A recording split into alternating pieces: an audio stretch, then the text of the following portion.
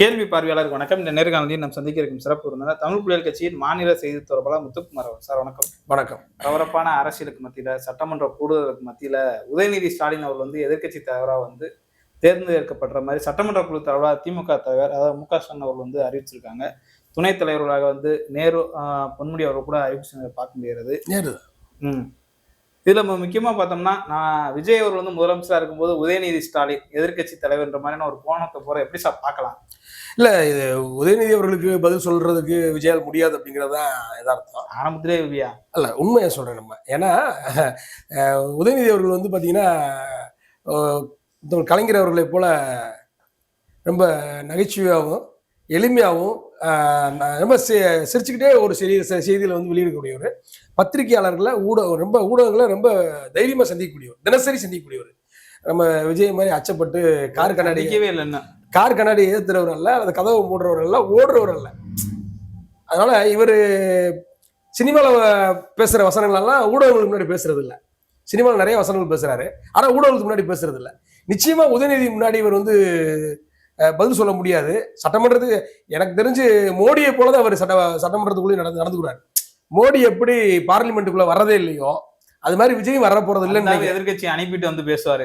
வரப்போறது இல்லைன்னு நினைக்கிறேன். ஒன்லி மட்டும் டைலாக் மட்டும் பேசிட்டு அந்த நேரத்தில் எதிர்கட்சிகள் கேள்வி கேட்குள்ள இவர் வெளியே போயிடுவார். இவர் இன்னொரு மோடியா தான் தமிழ்நாடு சட்டமன்றத்தில் நடந்துக்கிற போறாரு. தமிழ்நாடு இது வரைக்கும் பார்க்காத ஒரு முதலமைச்சருடைய நடவடிக்கை தான் தமிழ்நாடு மக்கள் பார்க்க. இரண்டு பேரும் சினிமா நட்சத்திரங்கள் அப்படின்னு ஒரு கருத்து போய்க்கு இருக்கு. விஜய் சினிமா நட்சத்திரம், உதயநிதியும். அப்ப எப்படி இருக்கும் அப்படின்றதெல்லாம் நம்ம சினிமா நட்சத்திரம் இல்ல, சினிமா நட்சத்திரம் அப்படின்றதுக்குள்ள நம்ம விஜய் நம்ம அப்படி பார்க்கல. யாரா இருந்தாலும் அரசியல் களத்துக்கு வரலாம். சினிமா நட்சத்திரம் அப்படிங்கிறதுனால அப்படிலாம். ஆனா சினிமாவில் பேசுற மாதிரியே இங்க பேச முடியாது. அதுதான் இங்க விஷயம். நீங்க சினிமாவில் டைலாக் அடிச்ச மாதிரி அந்த சட்டமன்றத்துல டைலாக் அடிக்க முடியாது. சினிமாவில் போய் நீங்கள் அந்த சர்க்கார் படத்தில் எதிர்கட்சி கூட்டத்திலேயே போய் உட்காந்துக்கிட்டு கேள்வி கேட்பீங்கல்ல, அப்படிலாம் நீங்கள் கேட்க முடியாது. ஆமாம், இன்னைக்கு கூட பார்த்தீங்கன்னா பதவியேற்பு விழா, கவர்னர் பதவியேற்பு விழா அறிவிக்கிறாரு. அப்போ கவர்னர் அறிவிக்கும் போது சினிமா தரம் இல்லாமல் உண்மையாக நேர்மையாக மக்கள் முன்னாடி நீங்கள் பேசணும். அப்பயே கையை முடிச்சுட்டு அப்படி சினிமா மாதிரி ஆச்சா பூச்சான்றாரு, கையை நிட்டுறாரு, அதுன்றாரு, இதுன்னு ஒன்றுமே இல்லை. நீங்கள் பதவி இருக்கிறீங்க, ஒரு அடக்கமாக நாகரிகமாக நீங்கள் பதவி எடுத்துருக்கணும். இன்னைக்கு பதவி இருக்கும்போதே குறை சொல்றது, கஜானா காலின்றது, அதுன்றது எல்லாம் இன்னைக்கு தேவையில்லாத பேச விஜய் பேசியிருக்காரு. விஜய் பேசுனதுல எதுவுமே உண்மை கிடையாது. அதாவது அவர் என்ன சொல்ல வர்றாருன்னா, என்னால் ஒன்றும் செய்ய முடியாது, நலத்திட்டங்களாம் இப்போதைக்கு பண்ண முடியாது, 1 வருஷம் பொறுத்துருங்கன்னு சொல்றாரு. ஆனால் விஜய் கட்சிக்காரங்க ஏற்றுக்குறாங்க, நிச்சயமா ஏற்றுக்குறாங்க. ஏன்னா ஒரு பத்திரிகையாளர் கேள்வி கேட்கிறாரு, இந்த பதவியேற்பு விழாக்கு திருச்சியா வந்திருக்காங்களே, இதை பற்றி உங்கள் கருத்து என்னன்னு கேட்குறாங்க. அதுக்கு அவர் என்ன சொல்றாரு, அவர் அந்த விஜயோட ரசிகர் என்ன சொல்றாருன்னா, வந்துட்டு போறது பல்லு இருக்கு, பக்கோடா சாப்பிட்டு போறேன். தாவேகா தொண்டர் தான் சொல்றேன். விஜய் ரசிகர் இல்ல, இப்ப தொண்டர்கள் இல்ல, எல்லாம் ஒண்ணுதான். ரசிகர்கள் தான், அவர்கள் தொண்டர்களா மாறதுக்கு நாளாகும். பார்ப்போம். பல்லு இருக்கு, பக்கோடா சாப்பிட்டு போறேன், என்ன பிரச்சனை இல்ல. திருச்சி தொகுதியில திருச்சியாவது நிறுத்த போறதா கேள்வி போட்டோம், நிறுத்திட்டு போறாரு. அவங்க துணை அமைச்சர் ஆயிட்டு போறாங்க, அதனால உங்களுக்கு என்ன பிரச்சனை? திருச்சியா துணை அமைச்சர் ஆயிட்டு போறாங்க, ஆகட்டும். லெஃப்ட் ஹேண்ட்ல டீல் பண்றாங்க.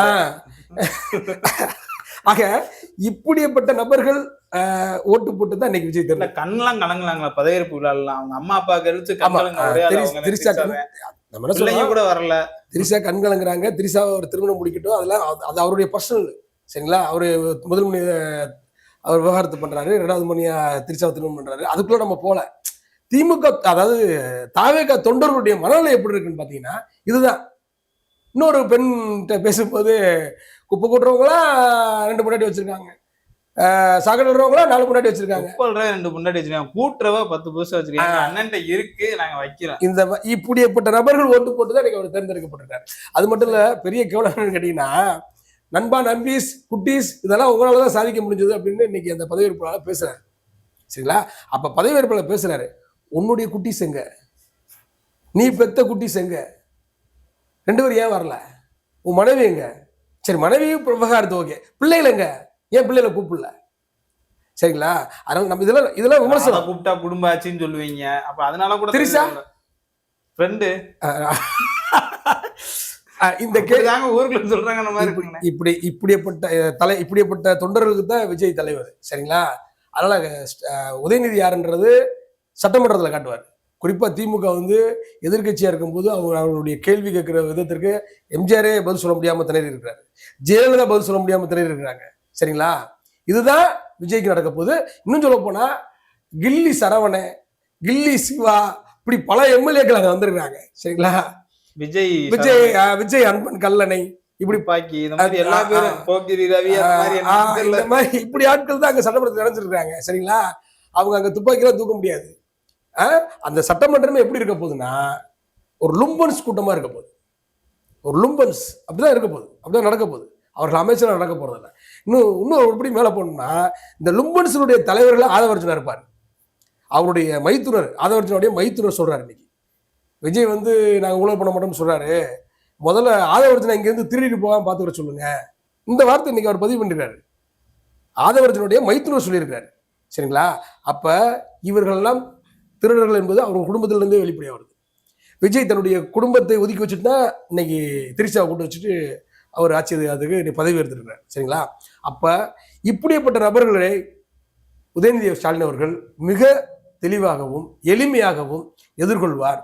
சட்டமன்ற உரைகள்ல குறிப்பா விஜய் உட்கார மாட்டார். இல்ல இப்ப உதயநிதி ஸ்டாலினுக்கு பயந்து வெளியே ஓடி போயிடுவார். இதான் நடக்க போகுது. கடந்த காலங்கள்ல கலைஞர் அவர் வந்து எதிர்கட்சி அரசியல் பண்ணுங்க, ஸ்டாலின் பண்ணுங்க, உதயநிதிக்கு அந்த அனுபவம் இருக்கான்னு தெரியல.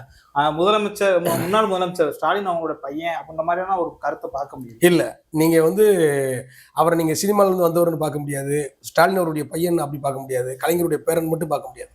அவருடைய கடந்த கால அந்த பிரச்சாரங்கள் இருக்குல்ல, அவர் கடந்த பாராளுமன்ற தேர்தல் பிரச்சாரம் இருக்கட்டும், அதுக்கு முந்தைய பிரச்சாரம் செங்கல் காட்டுற பிரச்சாரமா இருக்கட்டும், இப்போ அவர் எடப்பாடி பழனிசாமி அவர் குறித்து அவர் எடுத்து கொண்டு போன பிரச்சாரமா இருக்கட்டும், இந்த பிரச்சாரங்கள்லாம் மக்கள் மத்தியில் ரொம்ப ஈர்ப்பு ஆச்சு.